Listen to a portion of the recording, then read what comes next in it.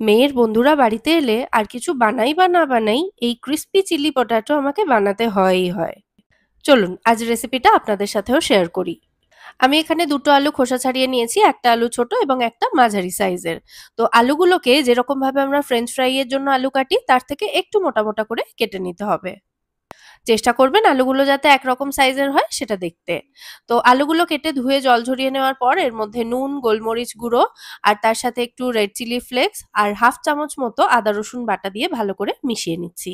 এটাকে মোটামুটি 10 মিনিট ঢাকা দিয়ে রেখে দেবো আর ততক্ষণে একটা সস তৈরি করব। এখানে নিচ্ছি soya sauce, red chilli sauce, tomato sauce, সামান্য একটু ওয়েস্টার সস। ওয়েস্টার সস যদি বাড়িতে না থাকে তো দেবেন না, হাফ চামচ মতোই দিয়েছি আমি। আর একটু ভিনিগার আর কাশ্মীরি লঙ্কা গুঁড়ো, এই সমস্ত উপকরণ একসাথে ভালো করে মিশিয়ে এই সসের মিশ্রণটা রেডি করে রেখে দেব। এবার এই যে সসের মিশ্রণটা রেডি করলাম এটাই 1.5 চামচ মতো দিয়ে দেব ওই ম্যারিনেট করে রাখা আলুর মধ্যে। ভালো করে আবারও মিশিয়ে নিচ্ছি আর দেখুন ম্যারিনেট করার পর আলু থেকে কিন্তু খানিকটা জল ছেড়েছে। তো এবার এর মধ্যে ময়দা, কর্নফ্লাওয়ার আর একটু চালের গুঁড়ো দিয়ে ভালো করে মিশিয়ে নিচ্ছি।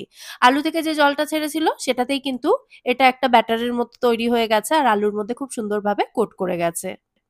এবার এই আলুগুলোকে ডুবো তেলে ভেজে নিতে হবে। আপনারা চাইলে কিন্তু এয়ার ফ্রায়ারেও আলুগুলো ফ্রাই করতে পারেন। তবে আমি ডুবো তেলেই ভেজে নিচ্ছি।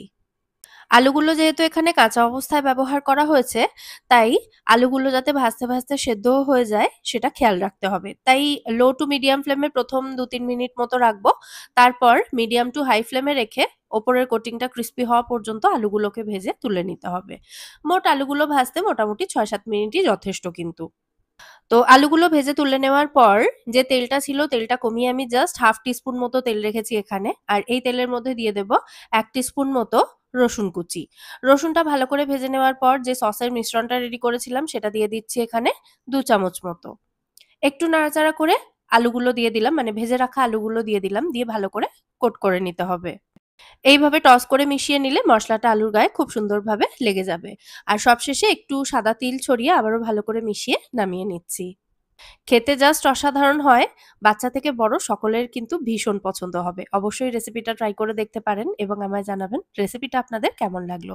তাহলে ফেরত আসবো আবার পরের দিন অন্য কোনো রেসিপির সাথে। আজকের মতো এখানেই টাটা। সবাই খুব ভালো থাকবেন।